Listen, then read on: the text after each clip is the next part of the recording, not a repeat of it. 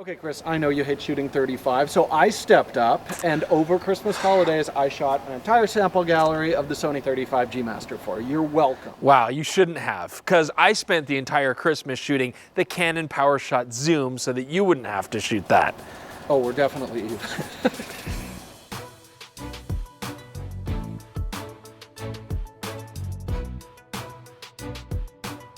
Welcome back, Deep Review TV viewers. It's Chris Nichols here with another 35mm lens review. Yay, this one today, the Sony G Master 35mm 1.4. Now, if you've watched our show, you know that 35mm are slightly down on my list of lens choices for favorites. I do far prefer a 28. I like that you really get that wide angle look.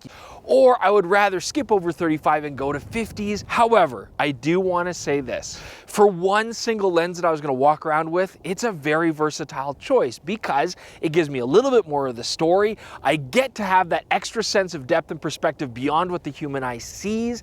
And on top of that, if I do want the compressed look, I can always crop, especially if it's mated on a high resolution body like the A7R4 that I'm using today. So with all that being said, where does this lens fit in the current lineup? Well, Sony has had a 35mm 1.4 out for a while. It was sort of co-produced with Zeiss, and unfortunately, although it had a lot of character, which is kind of a buzzword for when you want to cover up a lens's interesting optical deficiencies, it was somewhat overpriced. There was a lot of sample variation from lens to lens.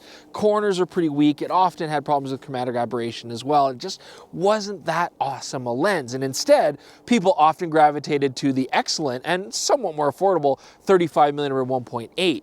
But Sony have over the years made a lot of excellent G Master primes. The 24mm 1.4 was fantastic, and so maybe we're going to see Sony revamp a lot of new G Masters going forward and see more primes come out.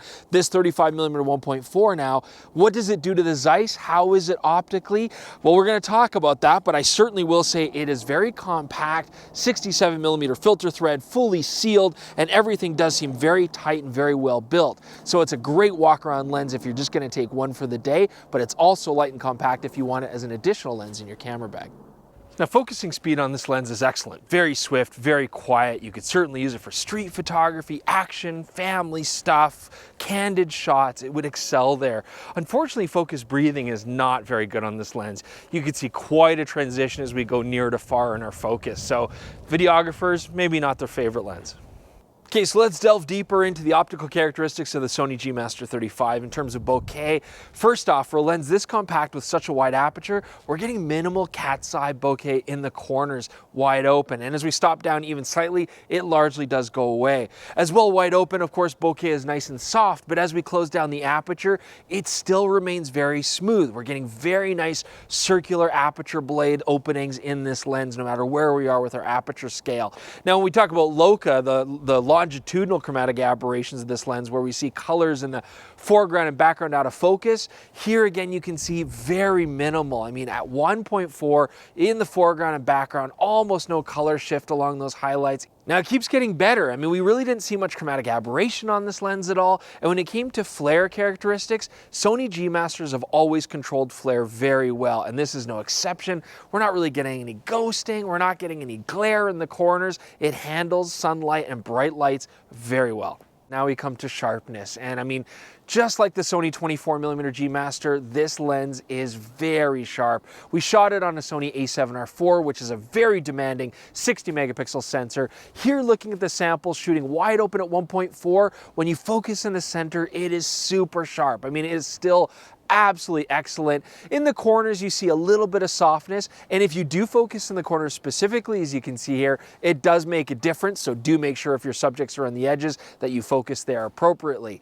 Now let's look at 2.8. Center sharpness, while it's already excellent, it just gets better, and now we get a much nicer transition to the corner sharpness all the way through. Focusing in the corners or the center doesn't really matter. This lens easily delivers high resolution in the latest sensors of today.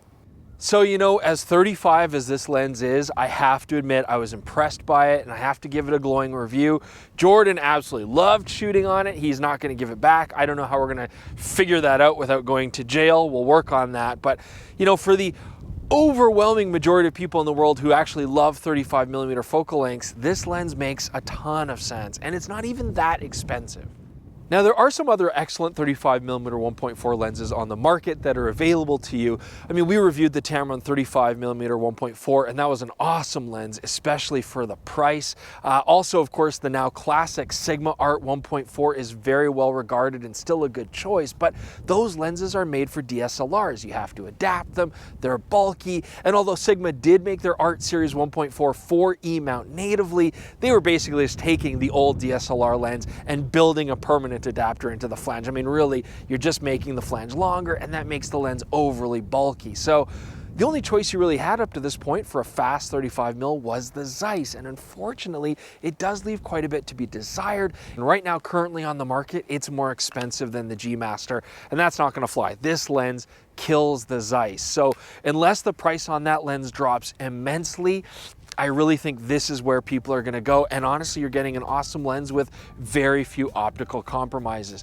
Check out our sample gallery on dpreview.com. Thank you so much for joining us. We will see you guys soon.